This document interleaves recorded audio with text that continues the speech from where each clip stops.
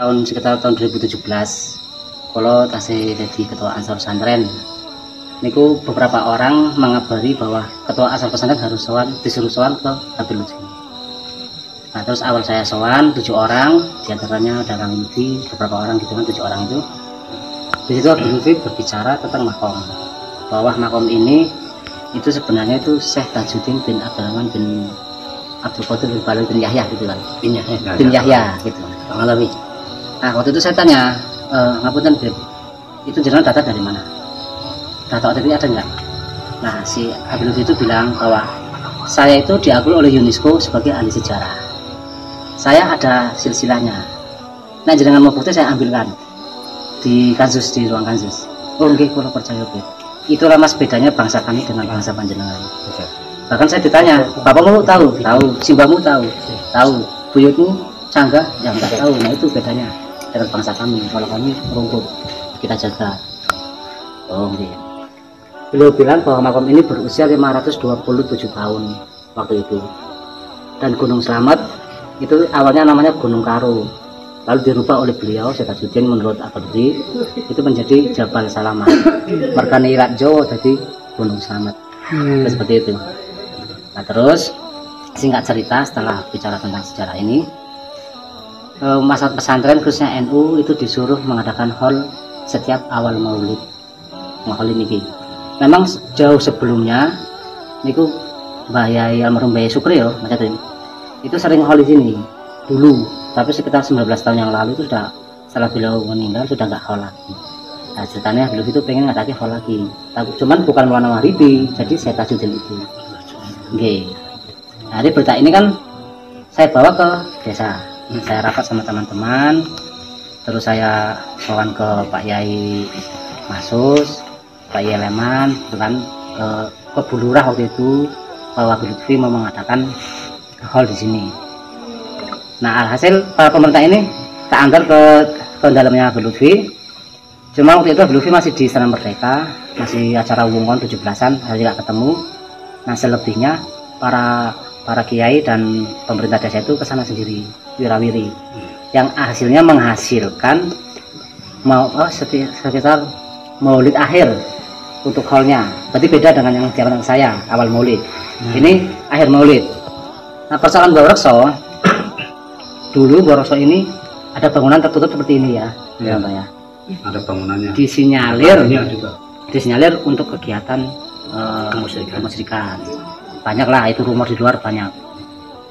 Habib Lutfi ke saya itu bilangnya dibongkar bangunannya, dibikin tiang 4 terbuka, tertutup, dikasih atap saja.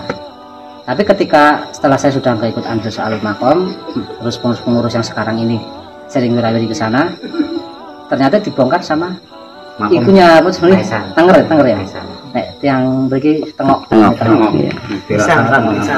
di batu nisannya itu dibongkar, diratakan. Kan menuai kontroversi kan di masyarakat pesantren, khususnya kaum atau kelompok-kelompok spiritual. Nek yang bagi sanjang kejawen. Dan saya pada malam apa itu saya dipanggil oleh kelompok Jawen, ada 7 orang. Itu kelompok istilahnya mbah-mbah semua itu. Pre masa ing jenengan tanggung jawab, jenengan sing marahi ngene-ngene. Aduh, ya, oke maklum lah, mungkin nggak tahu kronologi bahwa sekarang pindah ke pengurus sih. Nah akhirnya Pulau Sanjang kalau Habib Mudor sampai bertemulah Habib Mudor di rumahnya Bapak Lurah Rohim. Itu sudah ganti lurah, ganti kepala desa, sama kelompok-kelompok spiritual ini.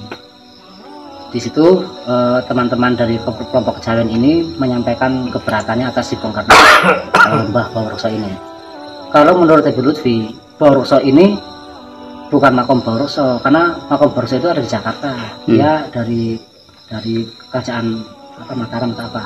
Cuman pemahaman masyarakat pesantren bukan Bawrekso yang dari Mataram itu. Bawrekso dalam artian singkerso desa pesantren dia nih. Gitu. Logikanya teman-teman spiritual kejawen itu nggak mungkin bangsa Arab atau dari Yaman atau dari Maroko ini kesini tanpa ada sing nompo gitu. Otomatis yang terima kan pasti yang punya wilayah. Nek yang bagi bilang sing Bawrekso daerah niki. Lah kok malah nenek moyang kami mau dihilangkan. Bahkan jauh sebelum viral Kiai Imad, kelompok-kelompok kejawen ini sudah berani bilang ke Habib Mudor waktu itu, monggo dikoreksi pada yang salah. kalau begini berarti jangan mau Arab mau jajah Jawa. Iya. Waktu itu sudah seperti itu. Iya. Itu ada teman-teman tadi yang hadir di sini. Ya, para kaum muslimin seluruhnya, khususnya kaum Nahdiyin dan rakyat Indonesia semuanya. Malam hari ini kita menyaksikan dengan mata kepala sendiri bahwasanya ada satu pembelokan sejarah dan pemalsuan daripada beberapa makam yang sudah diyakini oleh para anak cucunya sebagai leluhurnya, dan juga ada beberapa makam yang dibangun secara palsu, sejarah dibelokkan.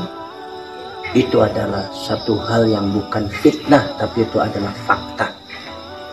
Salah satunya adalah ini, Maulana Maghribi ini, saya pernah ngobrol dengan Ki Maksus bahwa ini adalah napak tilas. Itu tidak ada makomnya. Tiba-tiba ada oknum habaib yang ingin memakomkan napak tilas ini, tempat ini, seolah-olah di dalamnya ada jasadnya, yaitu jasadnya adalah katanya itu adalah Al-Habib Tajuddin bin Abdul Qadir bin Yahya Al-Alawi, Marga bin Yahya. Itu sama pengurus dan termasuk Ki Maksusnya menolak bahwa ini tidak ada kuburannya. Apalagi yang namanya Tajuddin bin Yahya Al-Alawi ini tidak dikenal oleh masyarakat, tidak ada sejarahnya. Tapi alhamdulillah ini dari Banser kita, dari Ansor, ini saya yakin ini pahlawan. Amin. Pahlawan bangsa ini.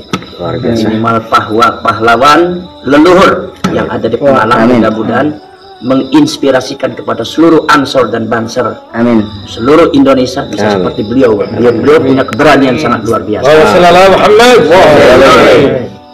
Nah, ini beliau bertanya langsung, panjenengan datanya mana? Panjenengan sejarahnya dari mana? Karena nama itu sangat baru ya, sama sekali tidak pernah dikenal oleh masyarakat yang ada di sini. Itu makanya. Tapi beliau menjawabnya bukan menjawab data, tapi menjawabnya seolah-olah semacam akan membalikkan. Sampean bin siapa dia, sebetulnya itu nggak perlu itu, sebetulnya nggak perlu. Yang penting adalah ini sejarahnya dari mana. Kenapa? Karena kalau di sini itu ada makamnya Habib Tajuddin bin Abdul Qadir bin Yahya Al-Alawi, ini harus ada datanya. Nah sekarang data yang ada di Pemalang tidak ada, masyarakat nggak ada yang tahu. Kemudian juga dari sesepuh-sesepuh juga tidak ada yang tahu. Yang jaganya di sini juga nggak ada yang tahu. Nah ini gimana? Terlalu dipaksakan. Begitu ditanya jawabnya bahwasanya beliau sudah diakui oleh UNESCO. Itu sebetulnya nggak penting seperti itu. Masalahnya Pak, secara fakta bahwa masyarakat dan sesepuh ulama setempat tidak mengenal itu yang namanya Habib Tajuddin bin Abdul Qadir bin Yahya Al-Alawi. Jadi bukan berarti kita benci sama Habibnya, tetapi apa? Ini kebohongan. Ini tidak boleh dibiarkan. Ini tidak boleh dibiarkan. Makanya saya memberikan penghargaannya sebesar-besarnya kepada usahanya panjenengan itu. Ini saya anggap Banser yang berani.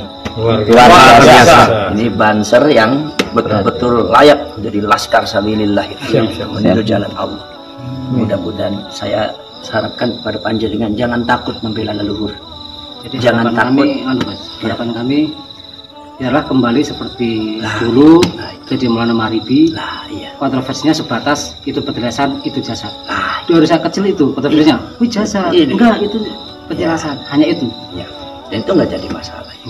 Nah kemudian akhirnya ketika framing ada seperti itu, nanti framingnya kurang bagus. Ada dikotomi Arab dengan Jawa. Ini udah nggak bagus karena Arab dengan Jawa di Indonesia sudah campur, ya kan? Nah, yang perlu diketahui bahwasannya Arab itu yang pada waktu zamannya Wali Songo itu juga berasal dari darah Arab, dari Hijaz. Cuma sudah ada yang ke Maghribi seperti Maulana Maghribi, kemudian ada yang sudah ke Uzbekistan. Itu kira-kira ya abad ke-9. Jadi masih zaman Hindu Buddha waktu itu Indonesia ya.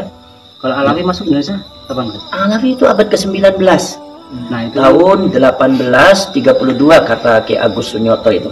itu jadi kontradiksi kan atas pertanyaan Lah, Lutfi. makanya begini nanti gini. Jadi kemudian memang ada Arab Hijaz gelombang kedua datang kata Pak Agus Sunyoto itu tahun 1790 karena ada gempuran daripada Wahabi waktu itu. Perang saudara akhirnya pada lari ke Indonesia juga. Kenapa ke Indonesia? Karena di Indonesia sudah banyak orang Hijaz. Wali Songo itu semuanya Hijaz. Bahkan sudah menjadi orang Jawa. Nah, kaum Arab Hijaz ini mendukung Indonesia. Kaum Arab Hijaz ini